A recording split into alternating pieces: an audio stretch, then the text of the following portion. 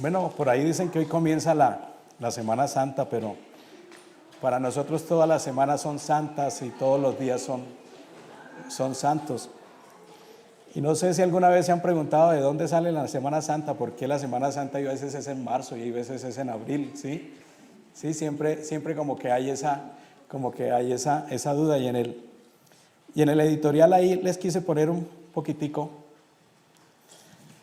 que al final era una discusión en la iglesia católica, que comenzó desde el año 325, tal vez en el concilio de Nicea, pero que terminó en el año 525, ya digamos cerraron esa discusión.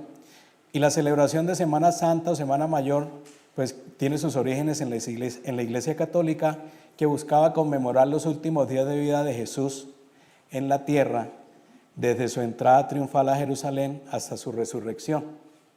Entonces, en todos esos años, casi 200 años, la discusión era primero que la Pascua se celebrase un domingo, no que se celebrara un día como lo celebran los judíos, que varía, porque la celebración de ellos va dependiendo del año lunar.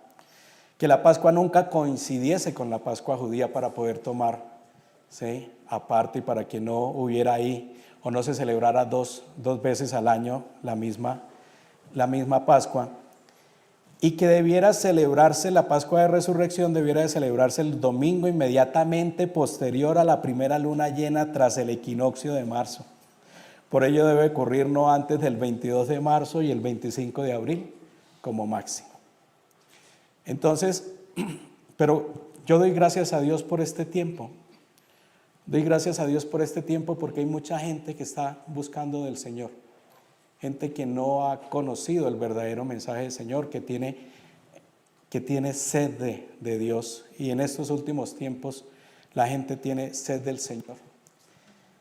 Y entonces el Señor en Juan 10, 16, 18 dice ahí: tengo también otras ovejas que no son de este redil. Les está hablando a los judíos. A aquellas también debo de traer, y oirán mi voz, y habrá un rebaño y un pastor. Por eso me ama el Padre, porque yo pongo mi vida para volverla a tomar. Nadie me la quita, sino que yo de mí mismo la pongo. Tengo poder para ponerla y tengo poder para volverla a tomar. Este mandamiento recibí de mi Padre. Gracias, Padre Santo. Gracias, Señor, por esta mañana, Señor. Gracias, Señor, por la palabra que tú hablarás a través de mi boca, Señor.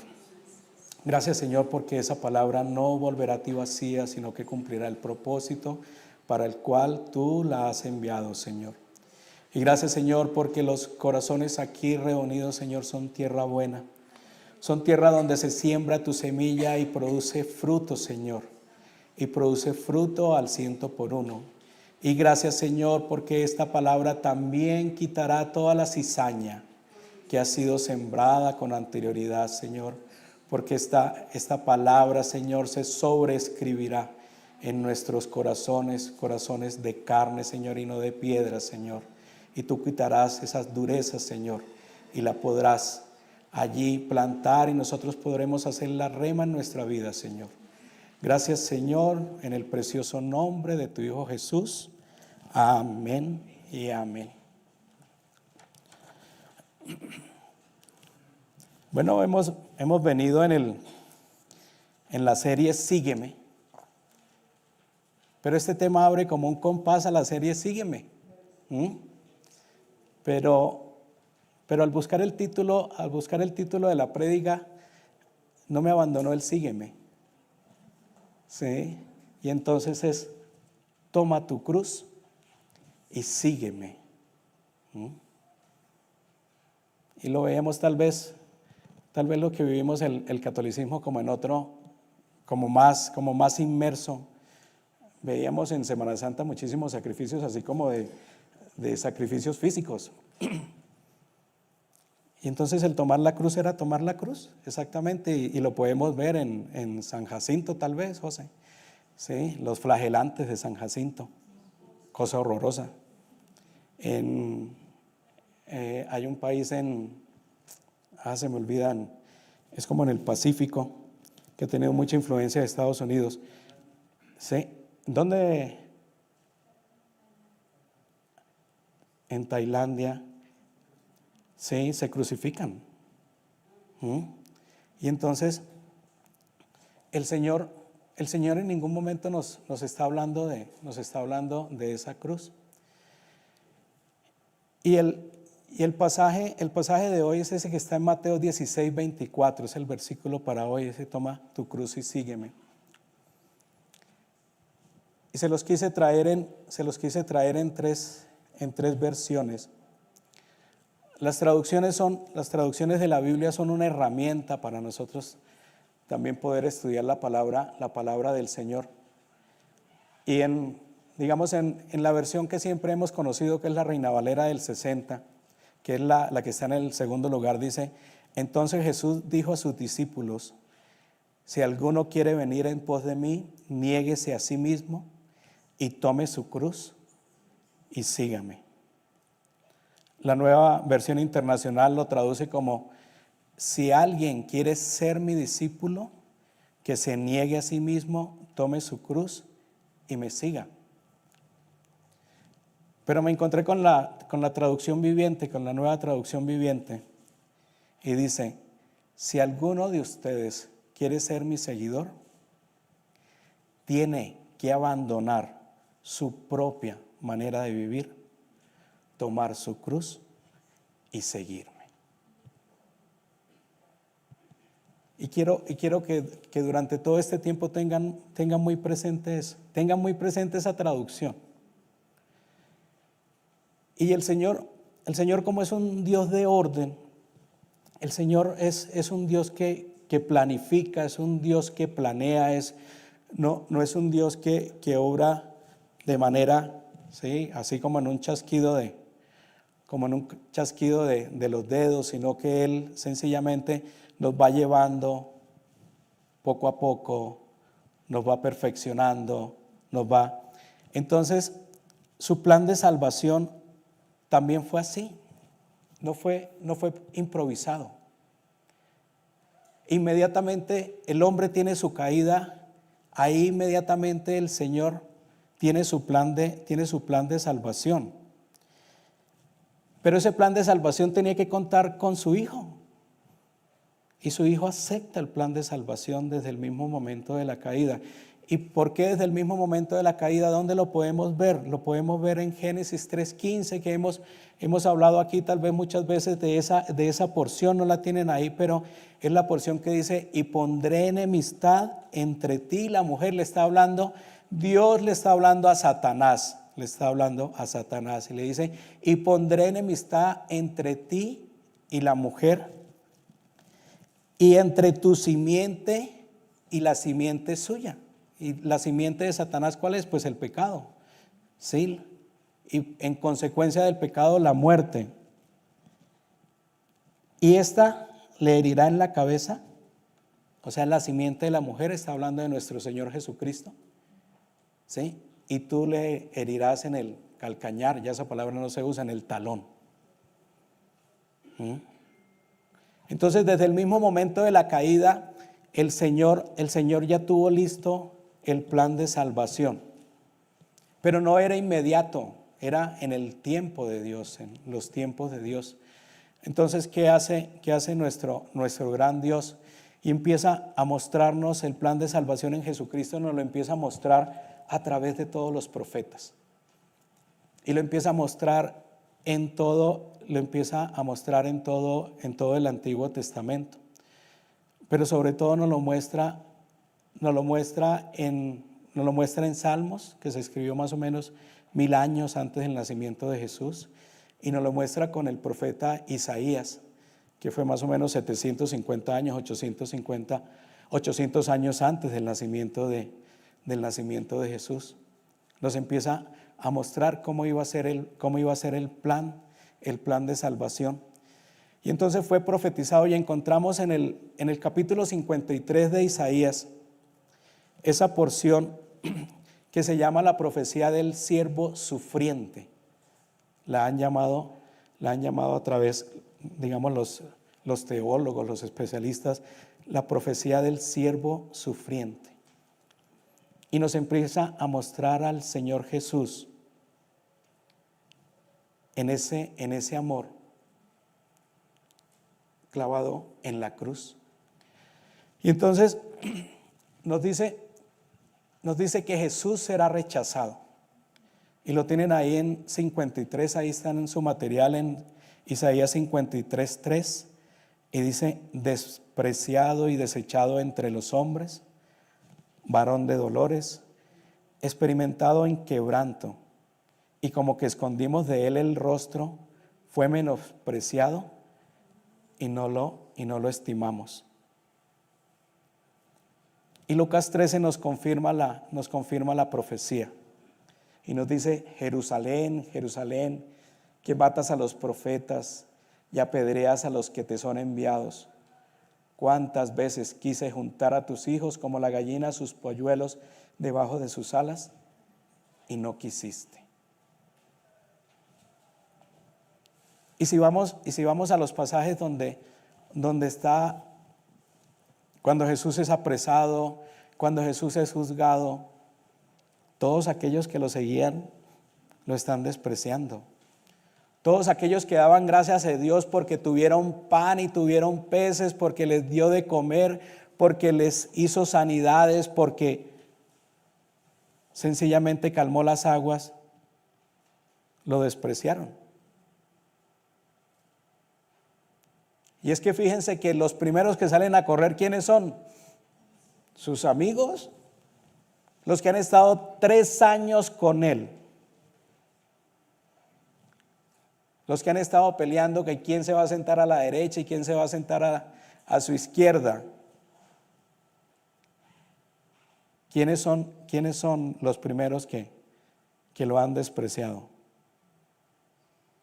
Y el que dijo que iría con él hasta la muerte, ¿qué ha hecho? Lo ha negado. Peor, los otros salieron corriendo. Se fueron.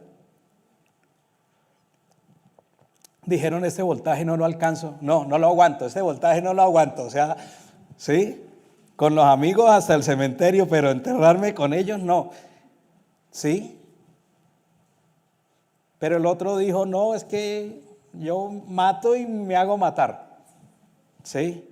Y va a ver de lejitos, y cuando lo confrontan, ¿qué dice? No, yo no lo conozco. No, pero tú andabas con él. No, yo no ando con él. No, pero hablas como él. No. Nada que ver, ¿sí? Isaías ya se los había dicho. Y ellos sí que conocían esta profecía. Ellos sí que conocían esta profecía. Que iba a ser rechazado. Que iba a ser rechazado. Y entonces, la segunda profecía que encontramos ahí en ese capítulo 53 es que la muerte del Mesías era el sacrificio sustituto por los pecados del pueblo. Sandrita nos lo decía ahorita, el evangelio es locura para los que no creen. Y es locura, ¿por qué? Porque alguien siendo Dios entonces se rebaja a ser hombre, a nacer en un pesebre, a estar huyendo, porque su vida de chiquito fue huyendo.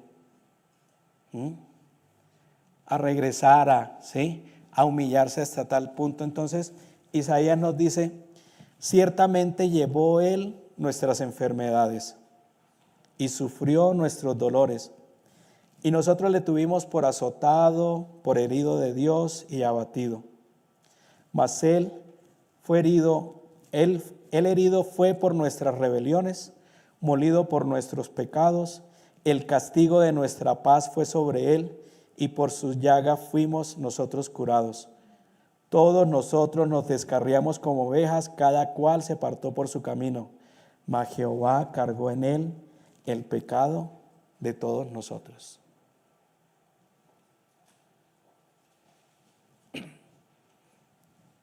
Y todavía no lo han comprendido, todavía están esperando un Mesías, que es un Mesías guerrero. O sea, todavía no han comprendido la profecía, en el sentido de de que el plan de salvación del Señor no es en esa guerra, sino en la guerra espiritual. Y entonces en 2 Corintios 5:21 vemos el cumplimiento cuando dice Pablo a los corintios: al que no conoció pecado, por nosotros lo hizo pecado, para que nosotros fuésemos hechos justicia de Dios en él.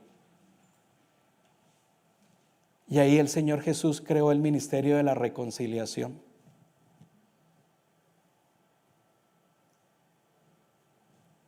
O sea, él no fue pecado,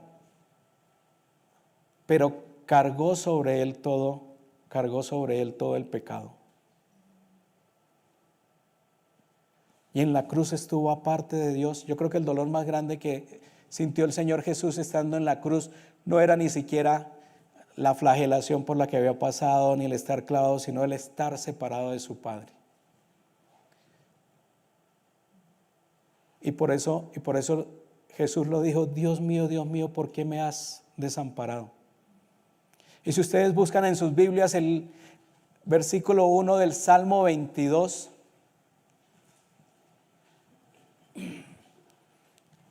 escrito por David,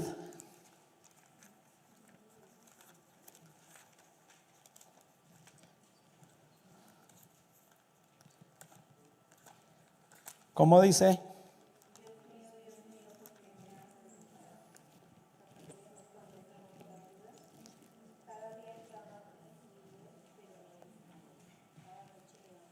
Estás lejos. Estás lejos. Dios mío, ¿por qué me has desamparado? Y fue por eso, porque el Señor se echó semejante maleta. ¿Por quiénes? Por todos nosotros, por su pueblo y por su pueblo extendido, por los que fuimos injertados allá, por los que creemos en Él, por los que al parecer no teníamos derecho.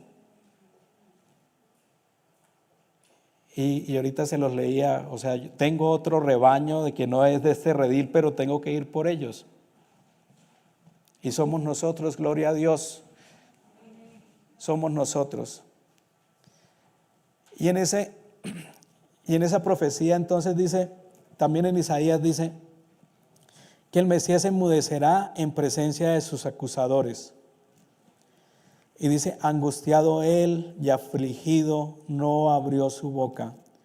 Como cordero fue llevado al matadero, y como oveja delante de sus trasquiladores, enmudeció y no abrió su boca. Por cárcel y por juicio fue quitado, y su generación, ¿quién la contará? Porque fue cortado de la tierra de los vivientes, y por la rebelión de mi pueblo fue herido. Y yo leyendo un poquito y volviendo a los pasajes y estudiando para el día de hoy, o sea, Jesús en un poquito tiempo tuvo 3 juicios. Tuvo un juicio religioso y tuvo 2 juicios, digamos, civiles, para llamarlo de alguna forma, pues 2 juicios penales porque lo llevaban a la muerte. Pero tuvo 2 juicios: el religioso ante el Sanedrín, ante los fariseos, que les incomodaba lo que les decía, que les incomodaba porque ellos, siendo conocedores de la ley, no la ponían en práctica. Porque ellos, viendo que estaba la ley frente a ellos, el autor de la ley, viendo que estaba la palabra, lo desconocían y querían matarlo.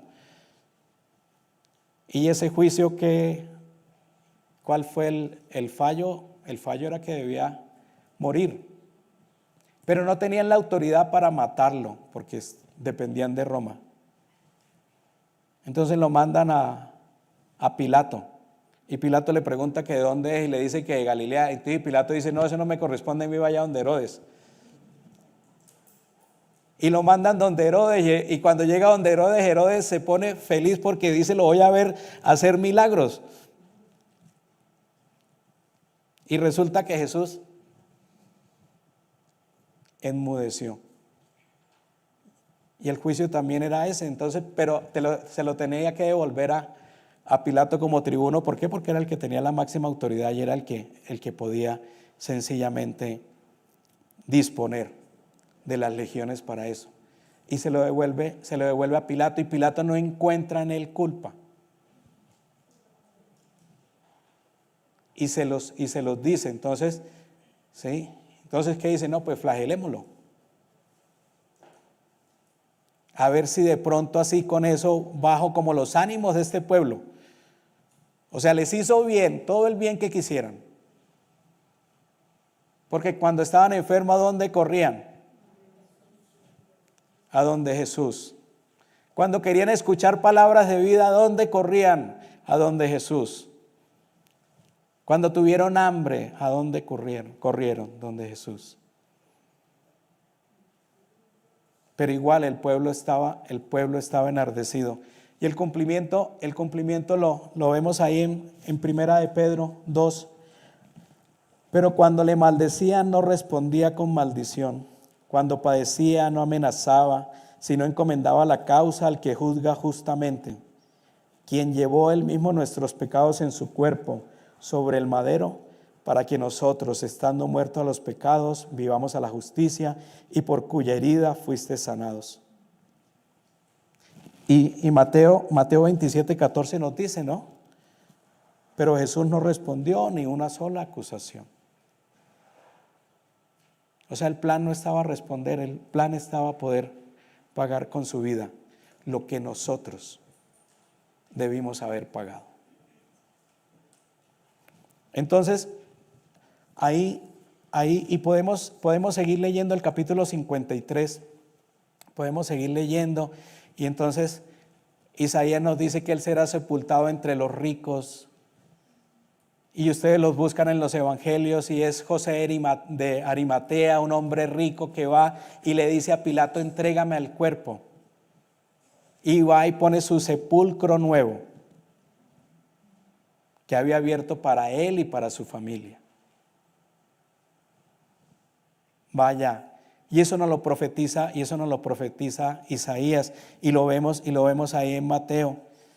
Y también nos dice, si seguimos leyendo, nos dice que él estará sencillamente con malhechores. Y Jesús fue crucificado en medio de dos. Unos dicen que ladrones, pero eran dos malhechores, cumpliéndose así. Y si volvemos al Salmo 22, pues también vamos a ver ahí, como en el versículo 14, dice, como agua he sido derramado, dislocado están todos mis huesos, mi corazón se ha vuelto como cera y se derrite en mis entrañas. El Señor está hablando David, está el Espíritu Santo, está hablándole a David, y está David haciendo ese salmo en ese clamor del Señor. Como perros de presa me han rodeado, me han cercado una banda de malvados. Estoy en el 16. Me han traspasado las manos y los pies. Sigo al 18. Se reparten entre ellos mis vestidos y sobre mi ropa echan suerte. Y lo vemos en los evangelios. ¿Qué hicieron los soldados? Se repartieron la ropa, pero cuando vieron la túnica que era de una sola pieza, que debería costar muchísima plata, dijeron, no la rompamos, juguémosla. O sea, todo el Señor lo tenía fríamente calculado, diría el Chapulín Colorado. Fue así.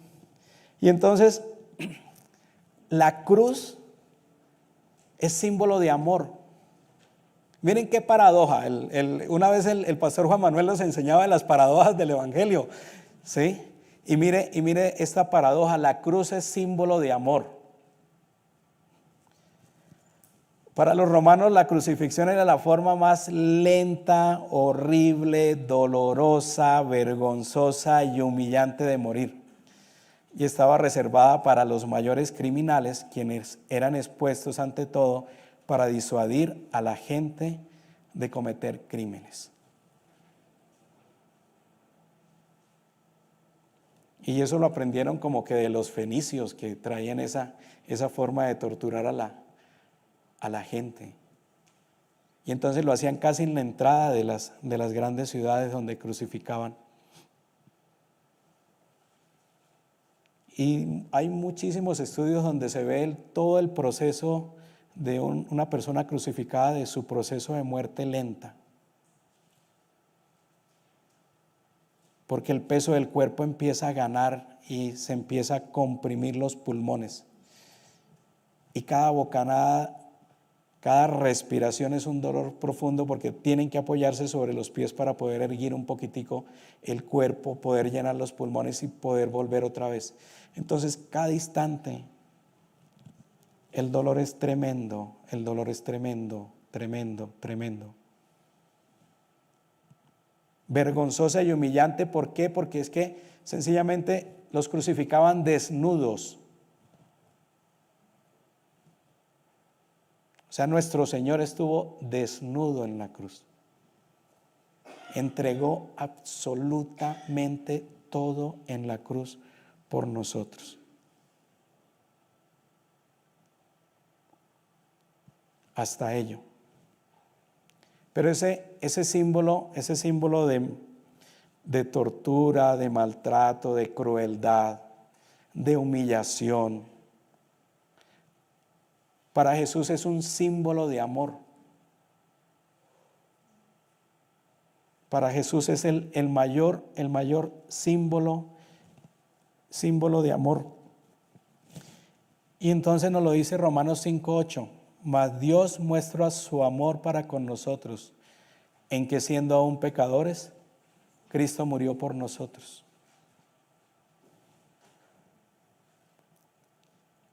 Sí, yo creo que cuando vemos en Getsemaní que Jesús dice: Padre, si es tu voluntad, no me hagas pasar por esto. Pero que no se haga mi voluntad, sino la tuya. O sea, debieron ser momentos bien aciagos, bien amargos. ¿Por quiénes? Por quienes no lo conocemos. Yo conocí al Señor ya grande. O sea, Él murió por mí, por ti, por todos y por todos los que están allá, por todos los perdidos. Y primera de Pedro 3:18 nos dice: porque también Cristo padeció una vez por los pecados, el justo por los injustos, para llevarnos a Dios, siendo la verdad muerto en la carne, pero vivificado en espíritu.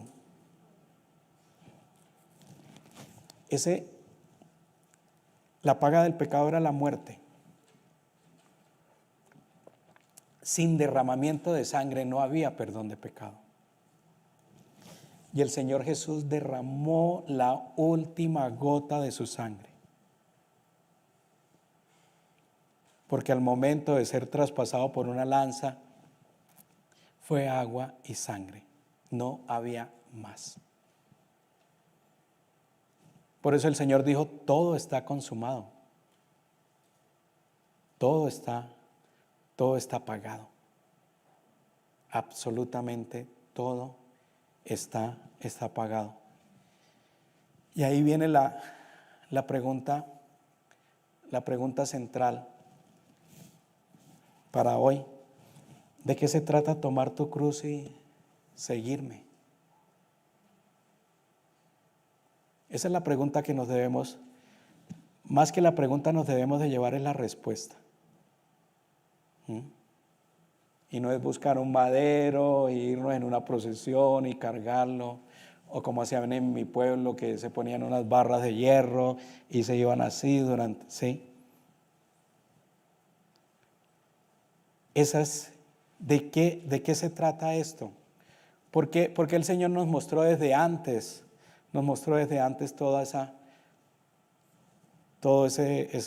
eso que iba a pasar Jesucristo, y por qué Jesús nos dice eso, que el que quiera ser mi discípulo, que se niegue a sí mismo, tome su cruz y sígame. Porque para eso lo que necesitamos, lo primero es negarnos a nosotros mismos, negarme a mí mismo. ¿Cómo es que dice la Nueva Traducción Viviente? Que está ahí, que es la tercera, está ahí en la primera parte.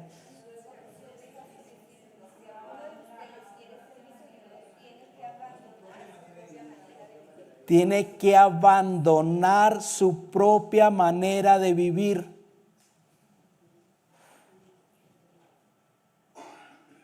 Abandonar su propia manera de vivir. Si antes vivíamos en mentira, no podemos vivir en mentira.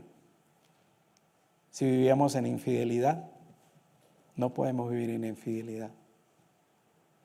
Si vivíamos en idolatría, no podemos seguir en idolatría. Si vivíamos en orgullo, no podemos vivir en orgullo. Si vivíamos en ira, no podemos vivir en ira. Si vivíamos en falta de perdón, no podemos dejar de perdonar. Si necesitamos recibir perdón, necesitamos correr a recibir perdón. O sea, es negarnos a nosotros mismos. Es cambiar nuestra vieja manera de vivir. De modo que si alguno está en Cristo, nueva criatura es. Las cosas viejas pasaron. He aquí, todas son hechas. ¿Son hechas? ¿Y nueva significa transformación o nuevo? Nuevo, nuevo, nuevo. O sea, no es, bueno, hagámosle aquí un poquito y devolvámonos y hagámosle otro poquito y como que devolvámonos y... No. Las cosas viejas pasaron. Somos nuevas criaturas. Somos nuevos, hechos nuevos. O sea, es Cristo viviendo en nosotros. Es Cristo en nosotros.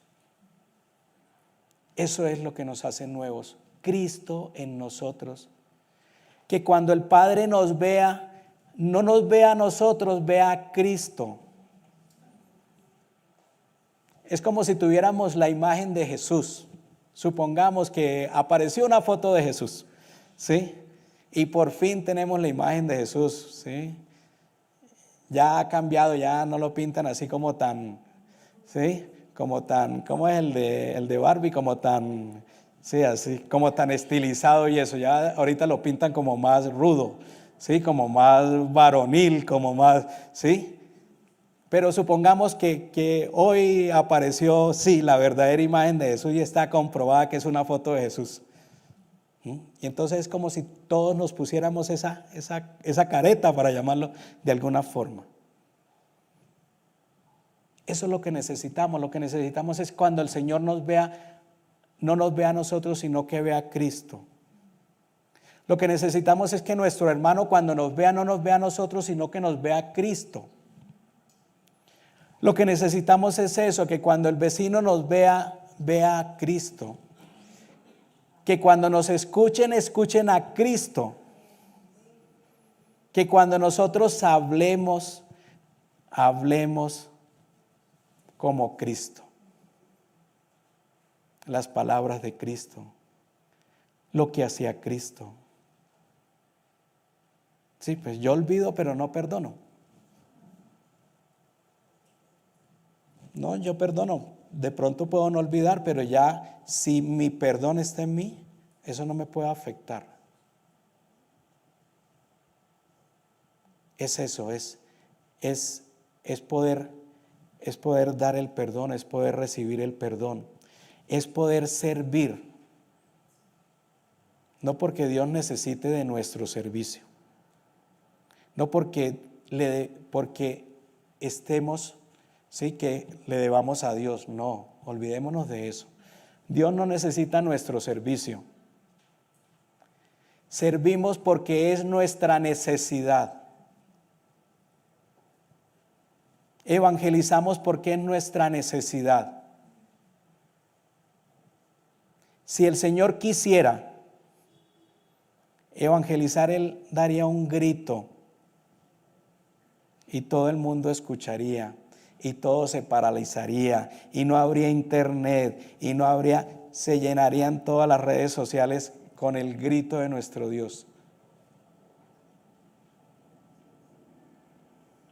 Pero Dios necesita, en el buen sentido, que nosotros podamos hablar de Él, que nosotros evangelicemos, no por Él, sino por nosotros. Porque cada vez que llevamos su mensaje nos revestimos más de Cristo. Tenemos ese poder que levantó a Jesús de los muertos, es el mismo poder que está en nosotros. El Espíritu Santo está en nosotros, convénzanse de eso. Sí, Él se mueve, pero está en nosotros, somos templo del Espíritu Santo. Somos casa del Espíritu Santo. El Señor vino a habitar en templos que no son de ladrillo, que no son de piedra, vino a habitar en templos de carne. Nosotros somos templo del Espíritu Santo. Nosotros somos su iglesia. Somos miembros de su iglesia y necesitamos poder saber eso.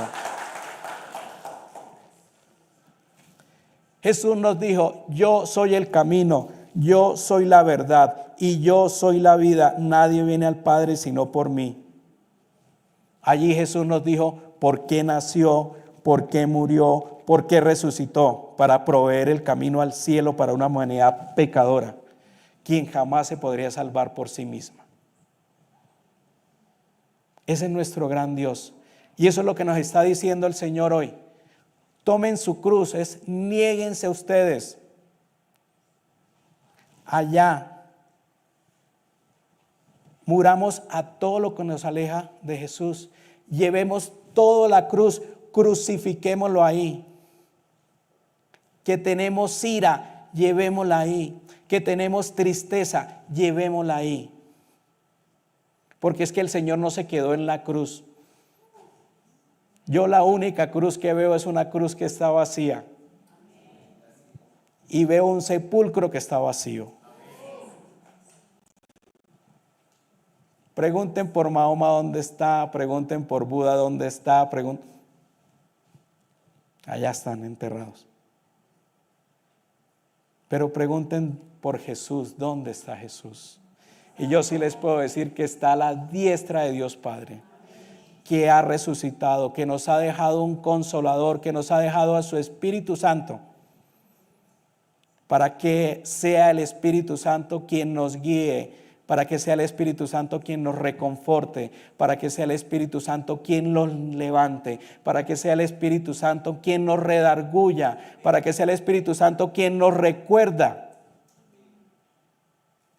para que mueva ya nuestro corazón y nos diga: ¿qué estás haciendo? Vuelve a la casa, vuelve a la casa de mi Padre. Y todo esto proviene de Dios, quien nos reconcilió consigo mismo por Cristo y nos dio el ministerio de la reconciliación.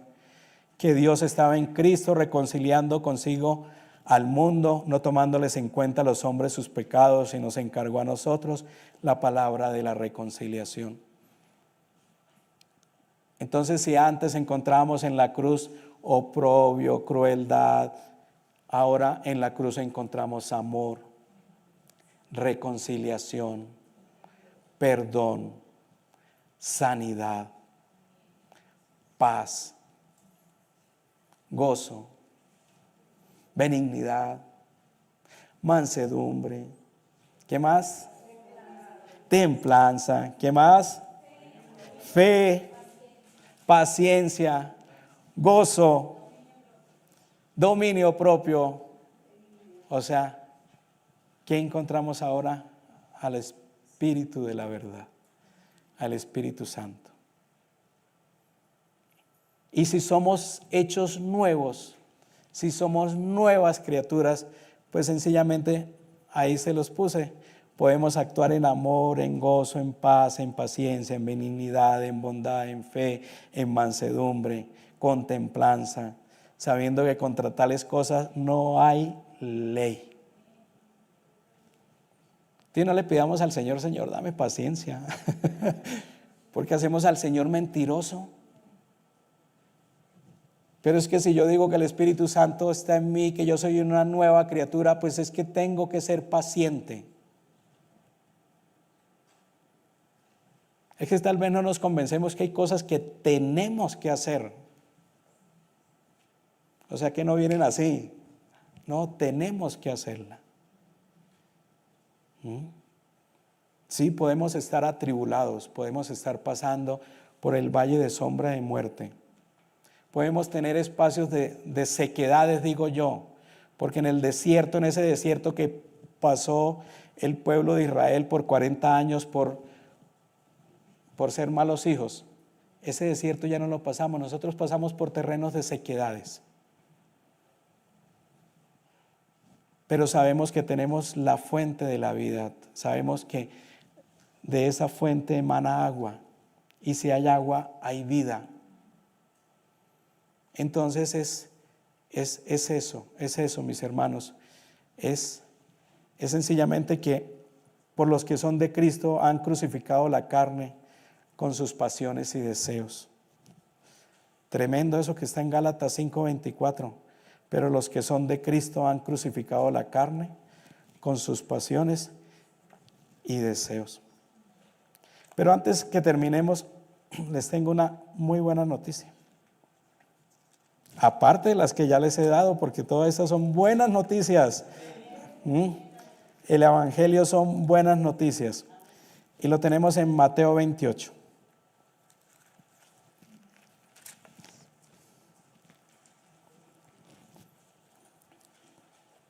Voy a leer hasta el 4. Ustedes síganme ahí. Voy a leer en la Nueva Versión Internacional. Y dice, Mateo 28, del 1 al 4. Después del sábado, al amanecer del primer día de la semana, María Magdalena y la otra María fueron a ver el sepulcro. Sucedió que hubo un terremoto violento, porque un ángel del Señor bajó del cielo y acercándose al sepulcro quitó la piedra y se sentó sobre ella. Su aspecto era como de un relámpago y su ropa era blanca como la nieve. Los guardias tuvieron tanto miedo de él que se pusieron a temblar y quedaron como muertos. No, sigo. El ángel dijo a las mujeres, no tengan miedo. Sé que ustedes buscan a Jesús, el que fue crucificado. Sigo al 6. No está aquí, pues ha resucitado tal como él mismo dijo. Vengan a ver el lugar donde lo pusieron. Jesús está vivo, mis hermanos, y vive en nosotros. Y vive en nosotros. Esa es la gran noticia. El Señor dio todo por nosotros. El Señor está vivo, Cristo vive. Y entonces, solo les dejo una pregunta para esta semana. ¿Sí? Que no haya mucho que pensar. ¿Estás dispuesto a negarte a ti mismo, tomar tu cruz y seguir a Jesús? Sí, sí, sí. Levantémonos, hermanos, vamos a orar.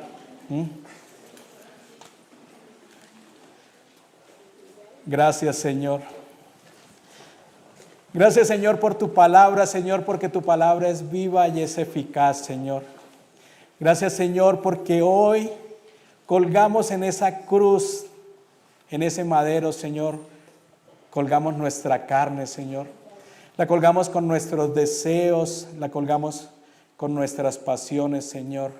La colgamos ahí, Señor, sabiendo que juntamente contigo resucitamos, Señor. Juntamente fuimos contigo levantados de los muertos, Señor. Gracias, Señor. Yo quiero orar esta mañana porque no sé cómo esté tu corazón hoy, Señor. No, Señor, no, de mis hermanos, no sé cómo está tu corazón hoy. Y quiero orar por aquellos de pronto que, en cierto modo, pueden sentirse tristes. Queremos presentar en el madero tu tristeza, nuestra tristeza, Señor. Nuestra soledad, nuestro abandono, si lo podemos llamar de esa forma. Nuestras sequedades, Padre Santo, no sé cómo están tus finanzas, no sé cómo está tu economía. Nuestras ansiedades, Señor, queremos colgar en ese madero de la cruz nuestras ansiedades, Señor, y renunciar a ellas, morir a ellas, Señor, nuestras preocupaciones, Señor.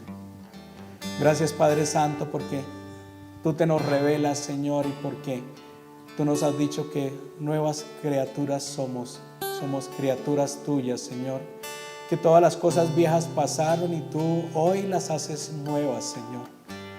Tú hoy nos haces odres nuevos, Señor, para poder en esos odres nuevos echar el vino nuevo que tú has preparado, Señor, y que has derramado en nosotros por tu Espíritu Santo, Señor.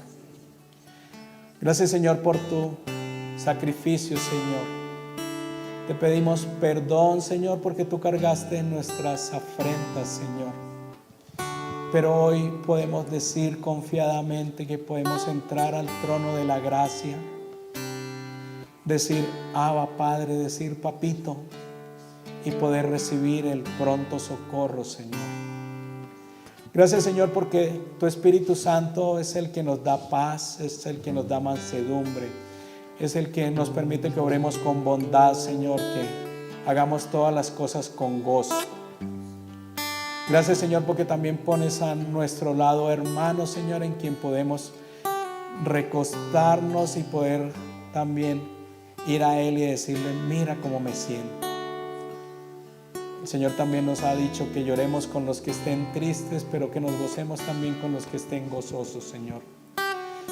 Que podamos ir a ti, Señor, y decirte, Señor, yo sé que tú en ese madero de la cruz colgaste todas las enfermedades, Señor. No sé por qué estoy pasando por esto, Señor, pero confío en que tú tienes un propósito y que ese propósito se cumplirá porque son más altos tus propósitos y tus caminos que los míos. Gracias, Señor, por este tiempo, Señor. Gracias, Señor, por esta palabra, Señor. Gracias, Señor, porque esta semana salimos gozosos a contarles a otros, Señor, de que tú vives, de que tú eres real, de que tú estás sentado a la derecha de Dios Padre, Señor, y que tú no te quedaste ahí, de que tú triunfaste sobre la muerte, Señor. ¿Dónde está, aguijón, tu muerte, Señor? Ahí no hay, tú la derrotaste, Señor. La victoria es tuya, Señor, y ha sido pasada a nosotros, Señor. Gracias, Padre Santo, por este tiempo. Gracias por esta semana, Señor. Gracias por todos los que han viajado también, Señor, porque sabemos que tú vas delante de ellos, Señor, y que tú también los traerás en paz de regreso a casa. Y este tiempo también será de refrigerio para ellos, Señor. Gracias, Señor, en el precioso nombre de tu Hijo Jesús. Amén y amén.